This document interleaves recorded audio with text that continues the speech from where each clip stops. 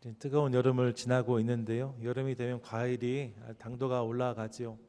어떤 과일이 제일 맛있냐 하면 실은 어떤 과일이 제일 맛있어요? 어, 제철 과일이 제일 맛있습니다. 제철의 과일이 제일 맛있죠.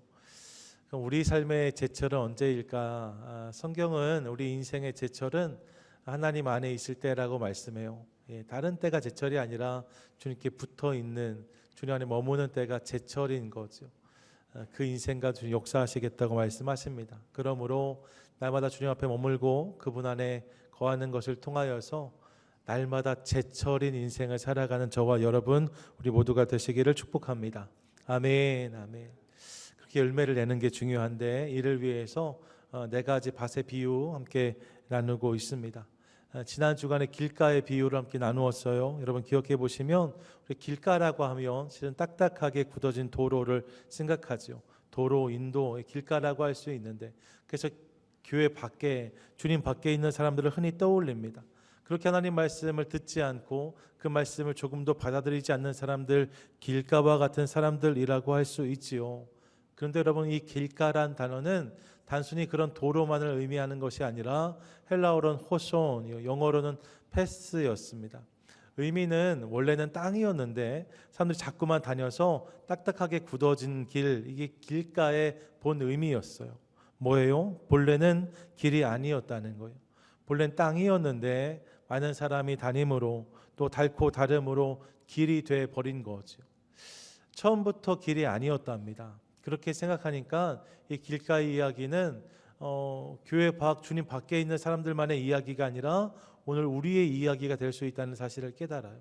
여러분 어제까지 그렇지 않았지만 어느 순간 우리가 우리 마음을 돌보지 않으면 길가처럼 우리 마음도 굳어질 수 있는 거죠.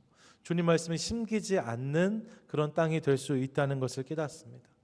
그래서 우리 마음을 부드럽게 하는 게 중요하다고 말씀을 드렸어요. 굳은 마음을 부드럽게 하는 분이 누구십니까? 그분이 성령 하나님이십니다. 에스겔서에 너희에게 새 영을 주어서 너희 안에 굳은 마음을 제하고 부드러운 마음을 주시겠다고 말씀해 주셨어요. 그러므로 성령 하나님을 의지하고 또 그분을 바라는 것을 통하여서 날마다 우리 마음이 부드러워지는 좋은 밭 되는 은혜를 경험하는 저와 여러분 되시기를 축복합니다. 아멘, 아멘. 그리고 오늘은 두 번째 시간으로 돌밭에 대해서 함께 나누려고 합니다. 이 말씀 잘 아시는 내용인데 본문의 내용은 뚜렷하지요. 농부가 그렇게 뿌린 씨앗 중에 일부는 이제 돌밭에 떨어졌다고 합니다. 돌밭에 떨어진 씨앗이요. 다행히 싹은 나왔대요. 싹은 나왔는데 하지만 뿌리가 없어서 해가 돋은 후에 이스라엘 태양 얼마나 장렬하고 무서운 태양입니까?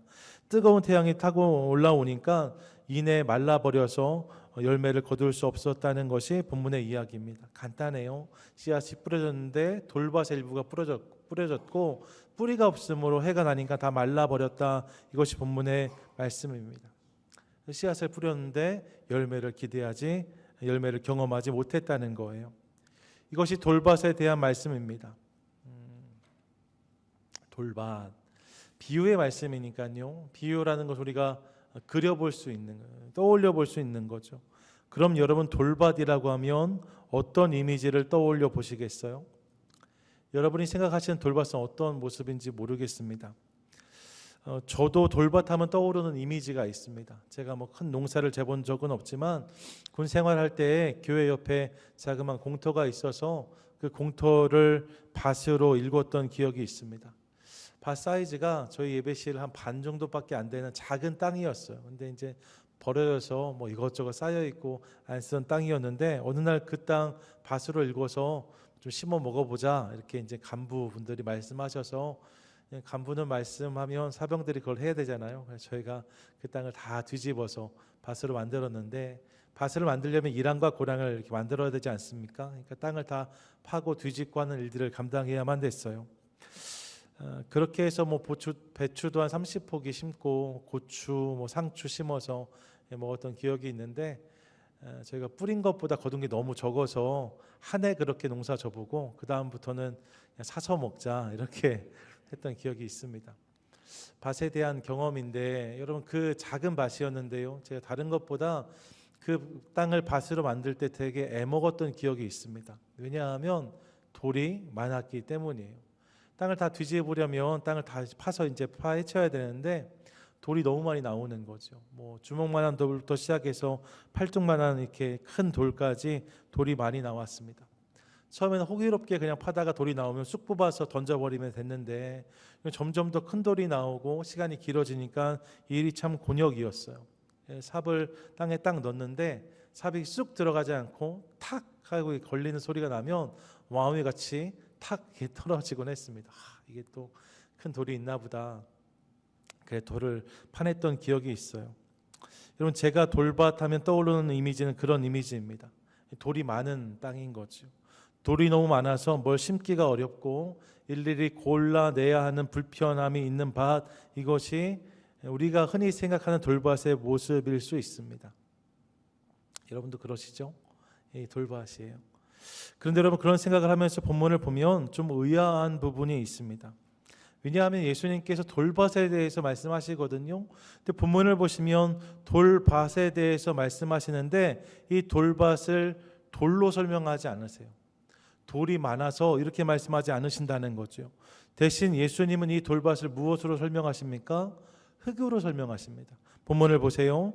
더러는 흙이 얕은 돌밭에 떨어짐에 흙이 깊지 아니함으로 라고 말씀해요. 돌밭을 설명하면서 돌이 많다라고 말씀하지 않으시고 뭐라고 말씀하세요? 흙이 적다라고 말씀하셨다는 것입니다.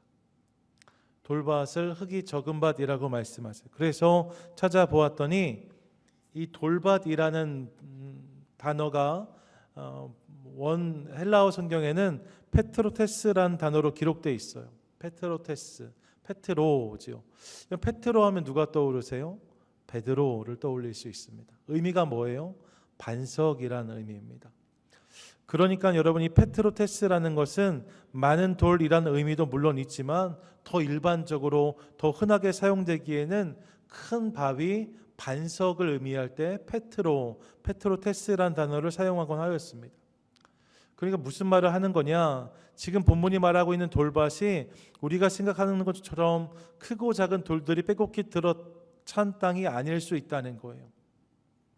그 정도가 아니라 실제는 이 지반이 말입니다. 땅의 바닥이 큰 돌로 되어 있는 거죠. 안반으로 되어 있어서 안반으로 바닥이 되어 있고 그 위에 흙이 얇게 덮여 있는 땅, 이게 돌밭일 수 있습니다.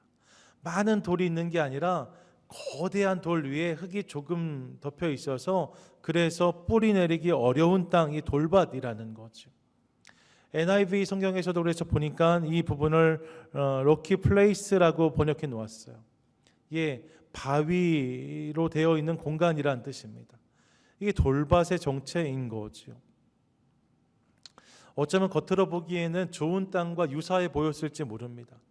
씨앗을 뿌리기 전까지는 그렇게 보였을 거예요. 그런데 여러분 흙이 뿌려지고 싹이 날 때까지 괜찮았는데 이내 볕이 나니까 이 싹이 말라버리는 거죠. 왜 그런가 하고 이 땅을 조금만 파헤치니까 그 밑에 돌이 드러나는 것입니다.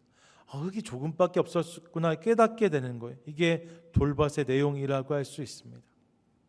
여러분 함께 기억하고 싶어요. 우리는 돌밭을 돌이 많은 땅이라고 흔히 생각하는데 사실 보다 정확한 이해는 흙이 적은 밭이 돌밭입니다. 한번 따라 하시죠.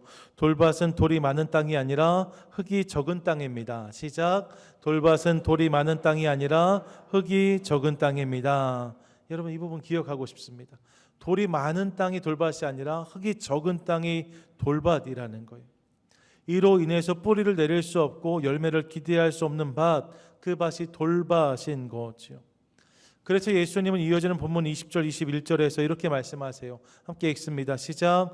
돌밭에 뿌려졌다는 것은 말씀을 듣고 즉시 기쁨으로 받되 그 속에 뿌리가 없어 잠시 견디다가 말씀으로 말미암아 환난이나 박해가 일어날 때에는 곧 넘어지는 자요. 이것이 돌밭의 정체라고 말씀합니다. 말씀을 들어요. 즉시 기쁨으로 받는답니다. 말씀을 듣고 기쁨의 반응이 있는 거죠. 싹이 난 것입니다. 하지만 이 말씀이 삶 가운데 깊이 자리하지는 못했다는 거예요.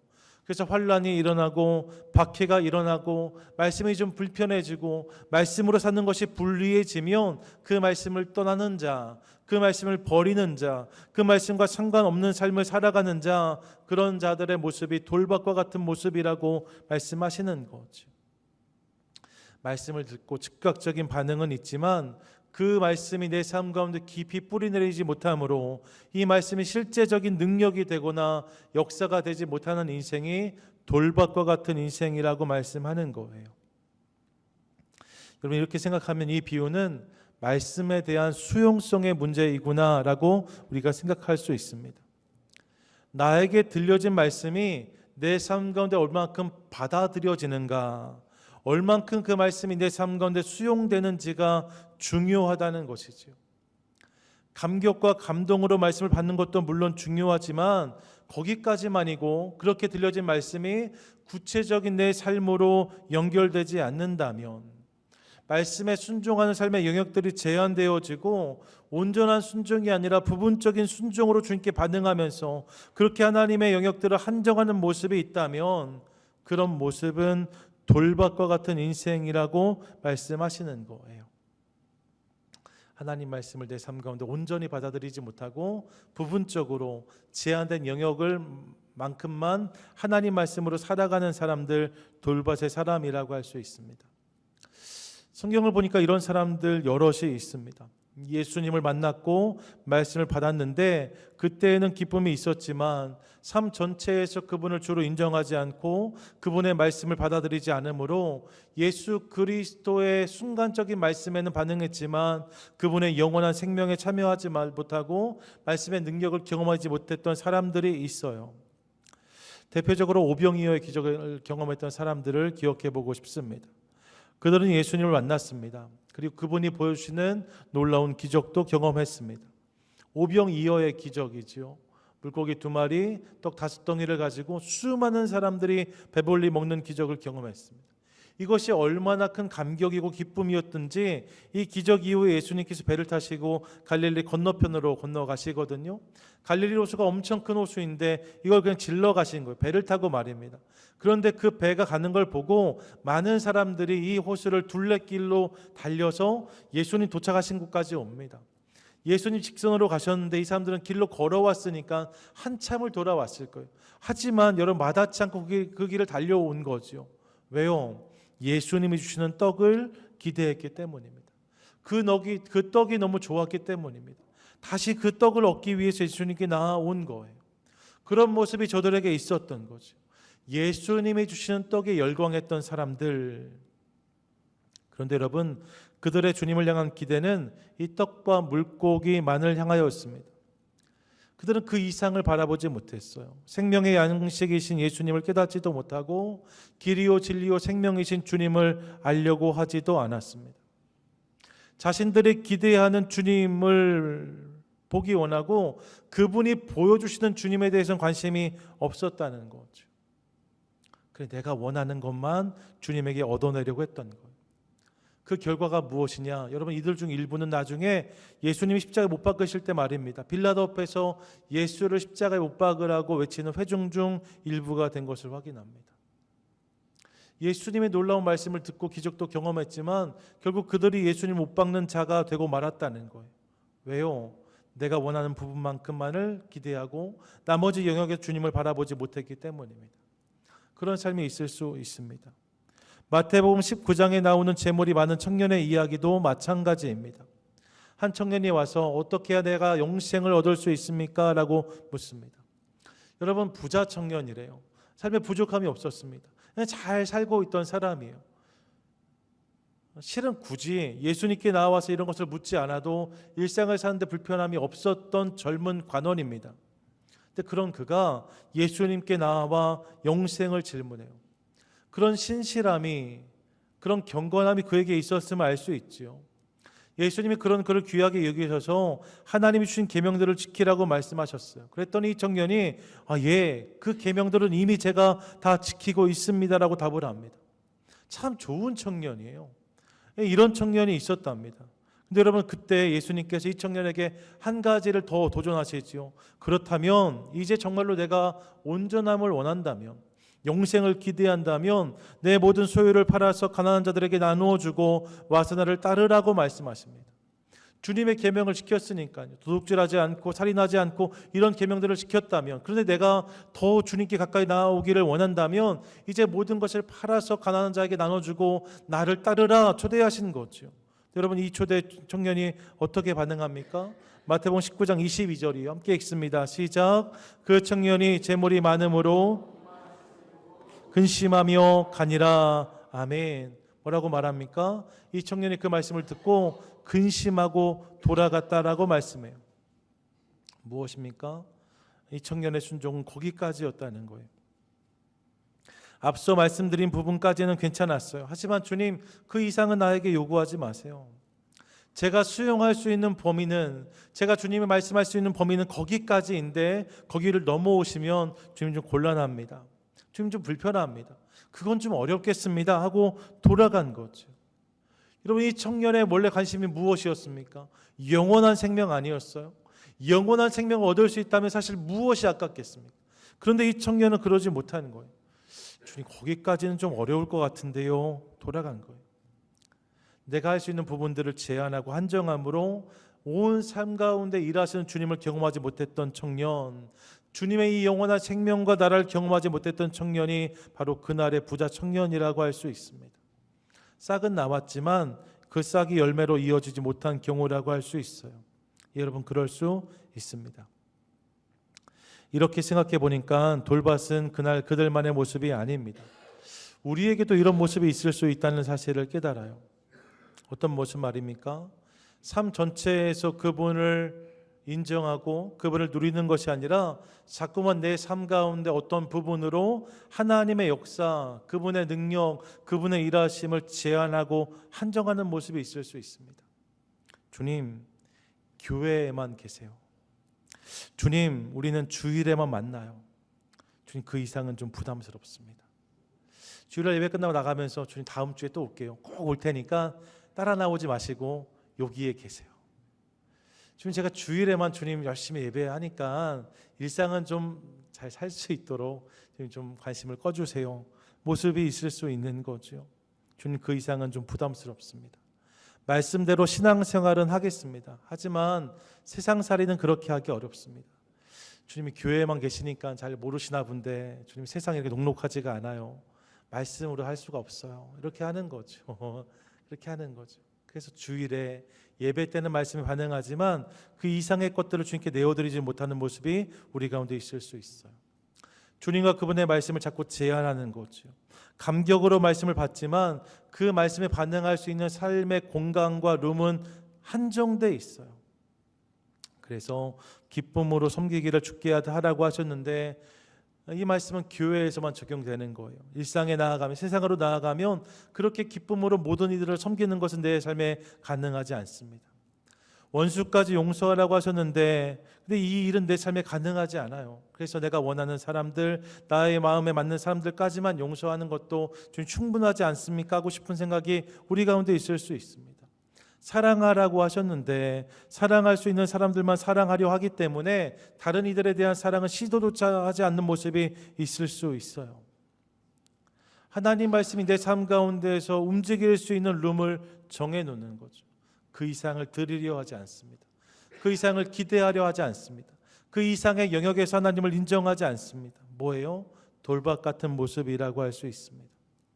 하나님이 풍성한 열매를 우리 삶 가운데 주기 원하시는데 그 하나님을 제한하고 한정함으로 날마다 싹이 나는 것만 경험하고 그 이상을 경험하지 못하는 모습, 돌밭 같은 모습이라고 할 수 있습니다.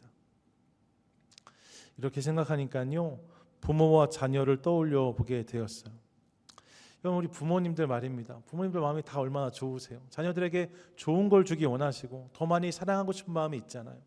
여러분, 근데 아이들이 그냥 집에 자랄 때야 모든 걸 다 아니까 사실 이런 불편함이 없지만 조금 지나서 아이들이 미들스쿨, 하이스쿨 넘어가면 말입니다. 대학교 가고 직장 생활하기 시작하면 아이들과 함께 할 수 있는 시간의 룸이 점점 작아져요.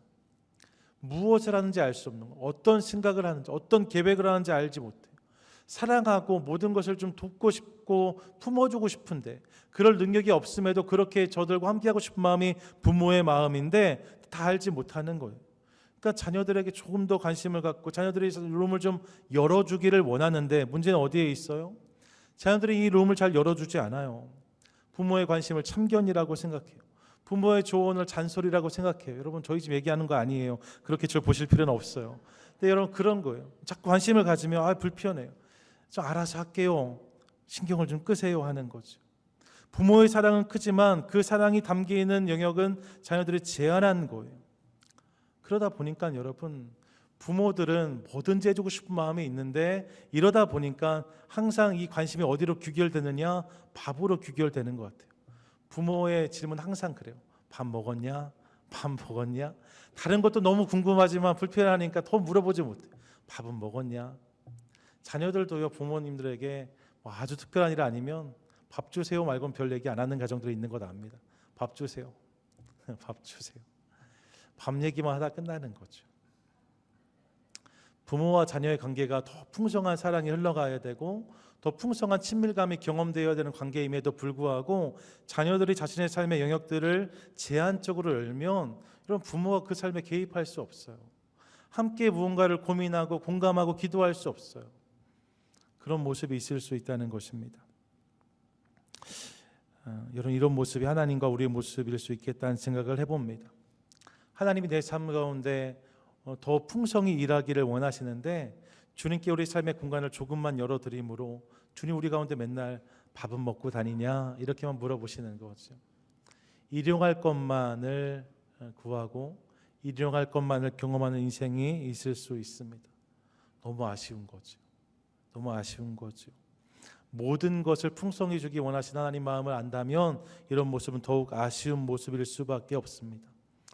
여러분 그러므로 우리 가운데 그런 모습이 있다면 이제 돌이켜 내 삶의 모든 영역 가운데 그분을 인정하고 기대하는 것을 통하여서 돌밭을 넘어 좋은 밭으로 살아가는 저와 여러분 우리 모두가 되시기를 축복합니다. 아멘. 하나님이 일하실 수 있는 삶의 자리들을 한정하는 것이 아니라 내 삶의 모든 지경 모든 영역에 그분을 인정하는 것을 통하여서 지금까지 경험하지 못했던 놀라운 열매와 역사를 경험하는 저와 여러분 되시기를 축복합니다. 아멘. 하나님이 그렇게 일하기를 원하세요. 부모의 마음이 그런 것처럼 하나님 아버지께서 우리 삶 가운데 그렇게 간섭하기를 원하시는 거죠. 여러분 우리 삶을 내어드린다면 주님이 그렇게 역사해 주실 줄을 믿습니다. 이 사실을 기대함으로 하나님을 바라보고 그분을 기대하는 저와 여러분 되시기를 원합니다. 아멘. 돌밭의 이야기예요. 그리고 여러분 그렇게 좋은 밭이 되기 위해서 이제 두 가지를 오늘 결단하기 원합니다. 돌밭의 이야기를 나누었는데 돌밭 같은 삶이 돌밭 같은 밭이 좋은 밭이 되기 위해서 두 가지를 결단해야겠다 생각해 보았어요.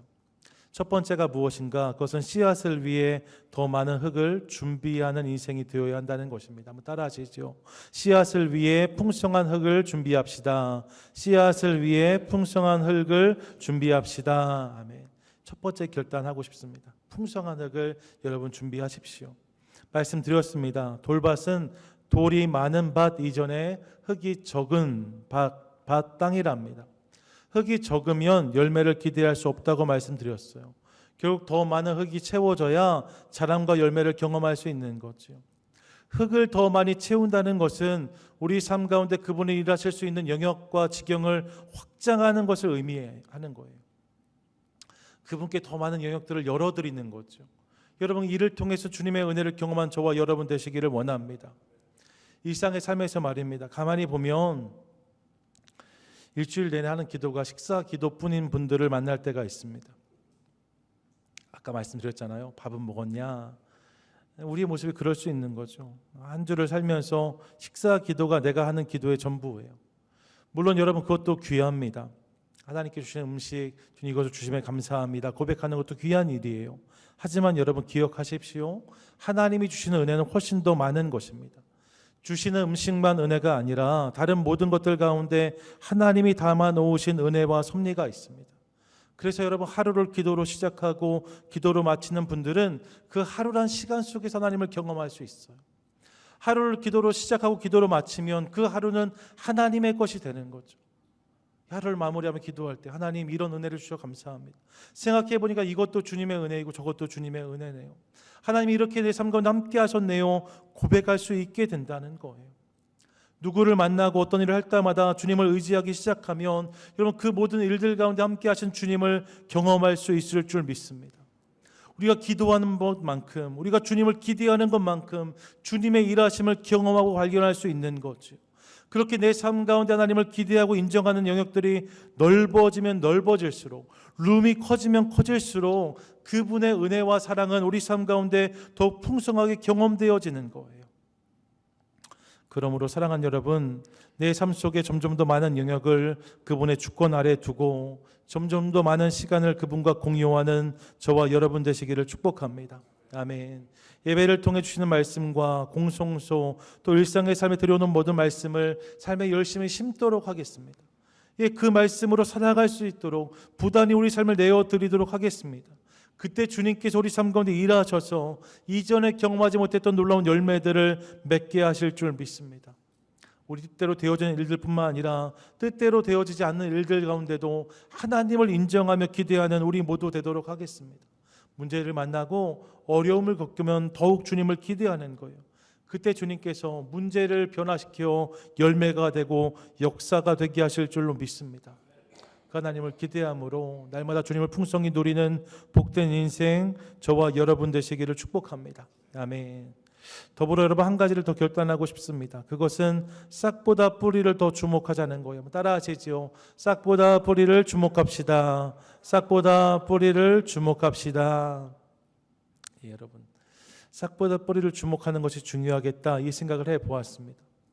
예수님은 돌밭에 대해 말씀하시면서 결국 적은 흙은 뿌리의 부실로 이어지고 뿌리의 부실이 결국 열매의 부재로 이어진다는 것을 말씀하십니다. 흙이 옅으면 뿌리가 부실해질 수밖에 없고 뿌리가 부실해지면 열매는 기대할 수가 없다는 거예요. 풍성한 흙을 준비해야 되는 이유가 여기에 있지요. 보다 깊고 튼튼하게 뿌리 내리게 하기 위해 흙이 필요한 것입니다. 그러니까 여러분, 흙은 사실 무엇을 위해 준비되어야 되는 거냐? 뿌리를 위해 준비되어야 되는 거예요. 뿌리가 중요한 거죠. 뿌리가 깊이 내리면 내릴수록 그 나무는 더 왕성한 열매를 맺을 수 있습니다. 반대로 말하면 싹은 있지만 뿌리가 없으면 자람을 기대할 수가 없어요. 여러분, 아무리 화려한 걸 심어 놓아도 뿌리가 없으면 열매를 거둘 수 없는 거죠. 교회마다 꽃꽂이라는 경우들이 있는데 여러분 보신 적이 있으실 거예요. 저는 꽃꽂이가 아무리 화려하고 탐스러워 보여도 그 꽃꽂이를 통해서 열매를 거두었다는 이야기를 들어본 적이 없습니다. 아무리 좋은 과실수를 심어도 거기엔 열매가 없어요. 왜요? 뿌리가 없기 때문입니다. 화려해 보이지만 사실 열매로 이어지지 못하는 거죠. 뿌리가 없으면 열매를 기대할 수가 없어요. 말씀도 마찬가지입니다. 내 삶에 주어진 말씀에 감격하고 감사하며 즉각적으로 반응하는 것도 물론 중요합니다. 주님이 그것도 원하세요. 싹을 내는 거죠. 예, 여러분 그것도 중요합니다. 하지만 여러분 더 중요한 것이 있습니다. 그것은 그 말씀이 내 안에서 소화되고 체화되는 거예요. 그 말씀이 내 삶이 되는 거죠. 그래서 이를 통하여서 그 말씀 때문에 내 삶의 가치관이 바뀌고 기준이 바뀌고 생각의 틀이 변화되어지고 삶의 태도가 바뀌어질 수 있기를 원합니다. 그때 이것이 뿌리가 되어서 내 삶 가운데 주님께서 원하시는 꽃도 피고 열매도 맺히게 되는 거죠. 여러분, 뿌리가 있어야 주님께서 일하시는 것을 더 풍성히 경험할 수 있습니다. 기억해야 될 것은 싹은 드러나는 부분이지만 뿌리는 잘 드러나지 않는다는 거예요. 싹은 드러나지만 뿌리는 드러나지 않아요. 그러다 보니까 싹이 나는 부분에는 우리 관심이 많이 가지만 상대적으로 더 깊이 더 넓게 뿌리 내리는 일에는 우리의 관심이 덜할 수 있습니다. 말씀을 받고 바로 이것도 하고 저것도 하는 일에는 열심이지만 그 말씀이 내 가운데 깊이 새겨짐으로 내가 정말로 그런 사람이 되는 것, 내 생각과 마음이 정말로 그렇게 되어지는 일에는 우리 열심히 덜할 수 있다는 거죠. 여러분 기억하세요. 싹이 나고 줄기가 되고 거기에 잎도 나고 꽃도 필 수 있지만 뿌리가 없으면 말라버린답니다. 그런 거예요. 말씀에 반응하지만 그 말씀이 내 삶 가운데 뿌리 내리지 못하면 작은 일에도 시험에 들고 흔들릴 수 있는 거죠. 지속적인 성장을 경험하지 못해요. 뿌리가 없으면 열매로 이어지지 못한다는 거예요. 하지만 여러분 나머지가 조금 더딜지라도 좀 부실할지라도요, 뿌리가 튼튼하면 다른 이야기를 경험할 수 있습니다. 흔들리지 않아요. 쉽게 마르지 않습니다. 좀 여러 가지 일들이 있어서 말라버리는 것처럼 느껴질 수 있지만 이내 비가 오고 때가 되면 다시 힘있게 자란 나무를 볼 때가 있습니다. 계속 자라고 또 자라서 결국 열매를 맺게 되는 거죠. 뿌리가 깊은 나무가 흔들리지 않는 거예요. 그러므로 사랑하는 여러분, 저는 저와 여러분 우리 모두가 빨리 싹을 틔우는 성도 이전에 말씀에 더 깊이 뿌리 내리는 귀한 성도들이 될 수 있기를 소망합니다. 그분의 말씀이 내 삶 가운데 더 깊이 더 넓게 내 삶의 모든 영역에 뿌리 내리는 것을 기대하는 그런 성도와 교회 되시기를 축복합니다. 아멘. 이를 통해서 그분의 말씀이 내 입술과 내 표정을 주관하는 것을 넘어서, 이 말씀을 듣고 그렇게 말하고 그렇게 웃는 건 누구나 할 수 있는 거잖아요. 말씀이 내 입술과 내 표정을 주관하는 것을 넘어서 이제 그 말씀이 내 손과 발을 주장하고 나아가 내 생각과 마음을 변화시킬 수 있기를 원합니다. 주일을 넘어서 일상의 모든 시간 가운데, 교회를 넘어 일상의 모든 공간 가운데 그분을 누리는 저와 여러분 되기를 원합니다. 그렇게 그분의 말씀이 우리 삶 전체의 뿌리로 뻗어지고 힘있게 우리 삶을 지지하기 시작할 때 우리 삶과 주님께서 원하시는 열매들은 더욱 풍성히 맺혀지게 될 것을 믿습니다. 이 사실을 기대하며 더 깊이 뿌리 내리게 하는 것을 통하여서 하나님의 역사를 맛보는 저와 여러분 우리 모두가 되시기를 원합니다. 아멘. 정리하시지요. 여러분, 돌밭, 우리가 많이 들어본 이야기인데 이 돌밭은 사실 돌이 많은 밭 이전에 흙이 적은 밭이라고 말씀을 드렸습니다. 그게 돌밭이에요. 흙이 적은 밭, 씨앗을 온전히 품지 못하는 밭. 저희 흙은 말씀에 대한 수용성이라고 말씀을 드렸습니다. 하나님의 말씀을 수용하는 룸이 제한되어 있는 거예요. 하나님이 일하시는 공간이 제한되어 있는 거예요. 그것을 한정하는 거예요. 그런 인생엔 풍성한 열매가 맺히지 않는다고 주님 말씀하십니다. 그렇기에 더 많은 흙을 준비하라고 말씀하세요. 더 많은 시간과 공간을 그분께 할애하는 거죠. 하나님께서 일하실 수 있도록 내 삶을 활짝 열고 그분을 기대하는 거예요. 나아가 뿌리에 관심을 두라고 말씀하십니다. 눈에 보여지는 것도 물론 중요하지만 내 속사람 가운데 내 마음과 내 생각, 내 가치관, 우리 기준이 하나님 마음에 합한 것이 되어질 수 있도록 날마다 우리를 빚어가는 저와 여러분 될 수 있기를 원합니다. 그때 우리 마음은 좋은 밭이 되고 열매를 맺게 된다고 말씀하세요. 이 말씀을 기억하고 새기는 것을 통하여서 날마다 주님 앞에 그렇게 반응하는 것을 통해 이전에 경험하지 못했던 풍성한 열매를 맺고 누리는 저와 여러분 우리 모두가 되시기를 주님의 이름으로 간절히 축원드립니다. 아멘. 아멘.